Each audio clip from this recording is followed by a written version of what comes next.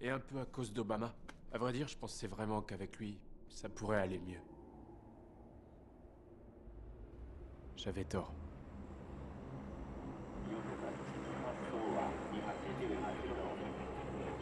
C'était comment là-bas?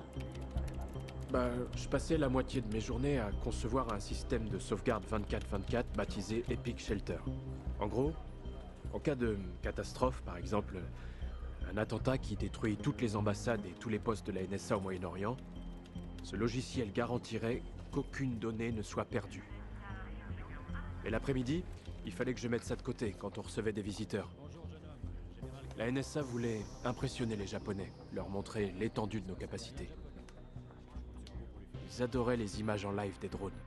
Alors là, c'est une vue du Pakistan, en ce moment même. La coopération de nos équipes est dans Ils étaient moins enthousiastes quand on leur a demandé de nous aider à espionner la population japonaise. Ils ont répondu que c'était contraire à leurs lois. Ça nous a pas empêché de mettre le pays sur écoute. Et on s'est pas arrêté là. Une fois qu'on a eu la main sur leur système de communication, on s'est attaqué à leurs infrastructures. On a glissé des petits logiciels dormants dans leur réseau électrique. Les barrages, les hôpitaux.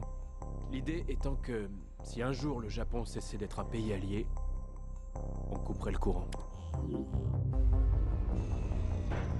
Et on n'a pas fait ça qu'au Japon. On a implanté des malwares au Mexique, en Allemagne, au Brésil, en Autriche. Bon, la Chine, je peux comprendre.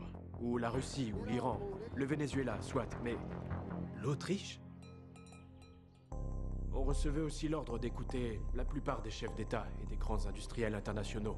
On repère les transactions commerciales, les scandales sexuels, les télégrammes diplomatiques, pour donner aux États-Unis un avantage dans les négociations au G8. Ou de quoi faire pression sur une compagnie pétrolière brésilienne. Ou de quoi renverser un leader de pays émergent qui refuse de jouer le jeu. Et au bout du compte, on est obligé de se rendre à l'évidence. On peut toujours essayer de se justifier comme on veut. L'enjeu n'est pas le terrorisme. Le terrorisme, c'est le prétexte. L'enjeu, c'est la domination économique et le contrôle social. Et la seule chose qu'on protège en définitive, c'est la suprématie du gouvernement américain.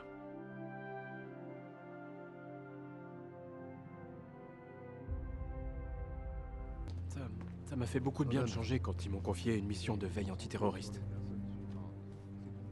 Chaque jour, j'arrivais et on me donnait une liste de cibles pour le ROM, le renseignement d'origine électromagnétique.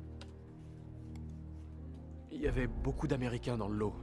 Ça me mettait mal à l'aise, mais j'arrêtais pas de me dire que je pouvais peut-être empêcher un attentat à l'arme chimique et sauver des milliers de vies.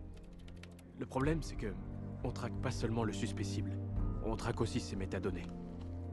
C'est-à-dire, en gros, tous les numéros de téléphone des gens avec qui il entre en contact. Disons que la cible est un banquier véro-iranien, basé à Beyrouth par exemple.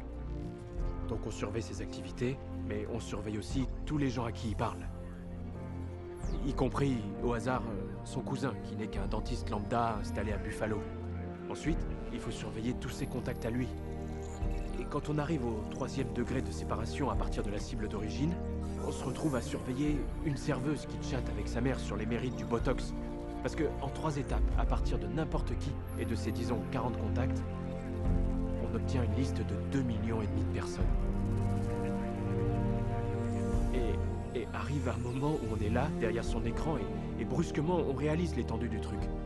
En réalité, la NSA a placé sous surveillance tous les portables du monde. Qui que vous soyez. Chaque jour de votre vie, vous êtes stocké dans une base de données, à la merci d'un observateur.